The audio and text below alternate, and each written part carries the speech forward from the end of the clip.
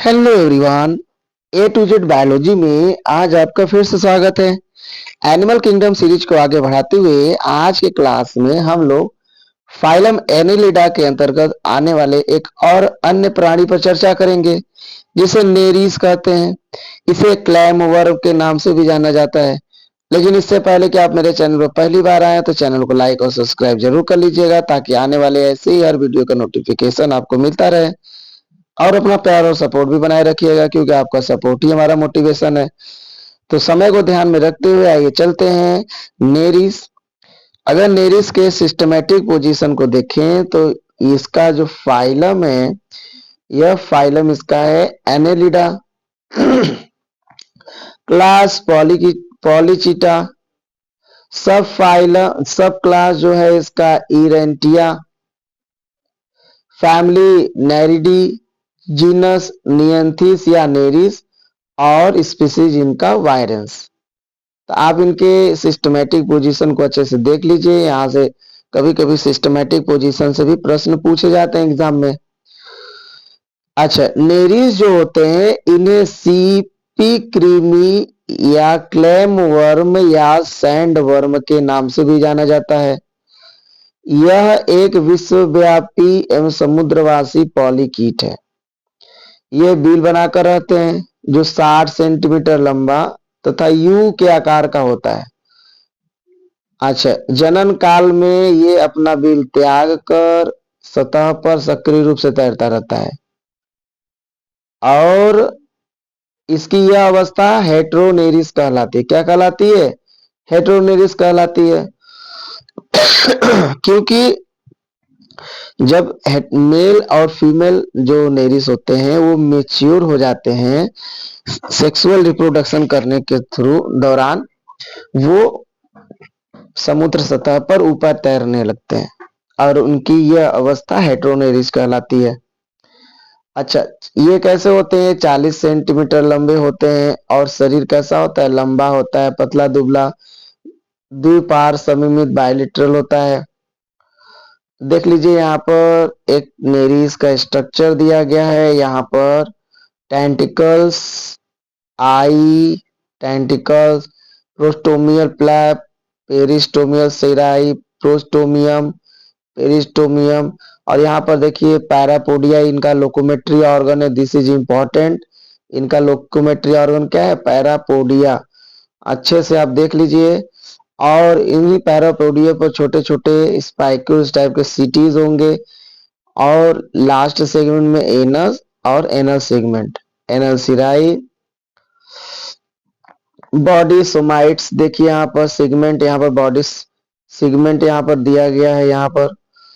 तो ये मार्फोलॉजी बाहर इंटरनल एक्सटर्नल स्ट्रक्चर है नेरिस का। आगे चलते हैं। इनका जो बॉडी होता है 3 पार्ट में विभाजित होता है।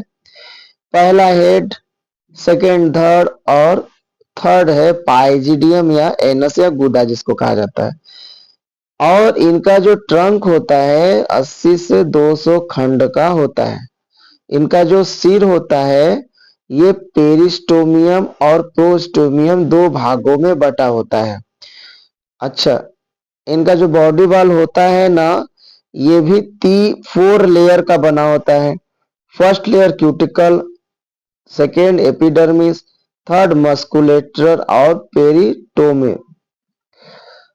अच्छा, इनका जो क्यूटिकल होता है वो काइटिन का बना होता है। अच्छा, इनमें लोकोमोशन जो होता है पैरापोडिया के द्वारा होता है जैसा कि हमने फिगर में बताया था। इनमें प्रचलन से संबंधित इफेक्टिव स्ट्रोक और रिकवरी स्ट्रोक का पता ग्रे लगाया था। इनमें जो प्रचलन से संबंधित जो 2 टाइप के स्ट्रोक होते हैं, इफेक्टिव स्ट्रोक और रिकवरी स्ट्रोक का पता सबसे पहले किसने लगाया था? ग्रे नामक साइंटिस्ट ने लगाया था। दिस इज इंपॉर्टेंट पॉइंट है ये। अच्छा, इनमें 2 प्रकार का प्रचलन होता है। पहला स्लो क्रीपिंग और फास्ट क्रॉलिंग।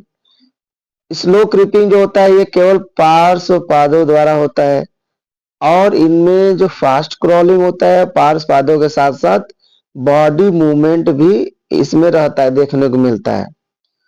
अच्छा, ये एक मांसाहारी और रेप्टोरियल एनिमल है। इनमें रेस्पिरेशन बॉडी सरफेस से होता है। इनमें क्लोज टाइप सर्कुलेटरी सिस्टम देखने को मिलता है और इनमें उत्सर्जन के लिए इनमें नेफ्रिडिया पाया जाता है।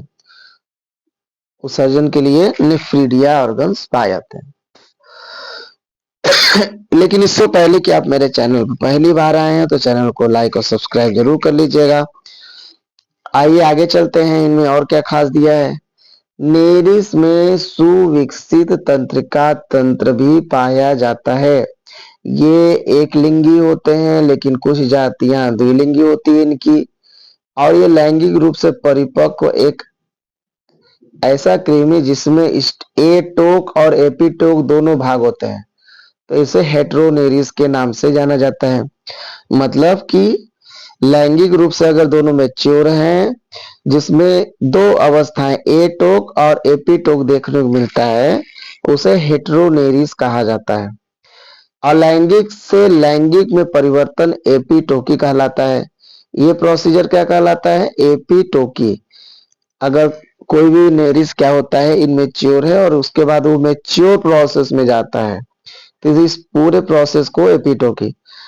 आगे का जो लैंगिक भाग होता है एटोक होता है, तथा पीछे का लैंगिक भाग क्या होता है? एपिटोक कहलाता है। दिस इज इंपॉर्टेंट पॉइंट, ये भी नोट कर लीजिएगा। इनमें ट्रोकोफोल लार्वा देखने को मिलता है। नेरिस में सीलोम डक्ट की उत्पत्ति एक्टोडर्म से होती है। Very very important point guys, so note down कर लीजिए इसको। अच्छा, नेरिस का जो पेरिस्टोमियम होता है एक खंड का बना होता है। इनके उत्सर्जी अंग मेटानेफ्रिडिया कहलाते हैं। इसे रैगवर्म, सैंडवर्म और क्लैम वर्म के नाम से भी जाना जाता है। और इनका जो उत्सर्जी पदार्थ होता है वो अमोनिया होता है। यह इंपॉर्टेंट पॉइंट है। The chemoreceptors organs in Nereis is nuchal organ. This is very very important point. Locomotory organ is Nereis is parapodia. इनमें जो लोकोमेट्री ऑर्गन होता है वो पैरापोडिया।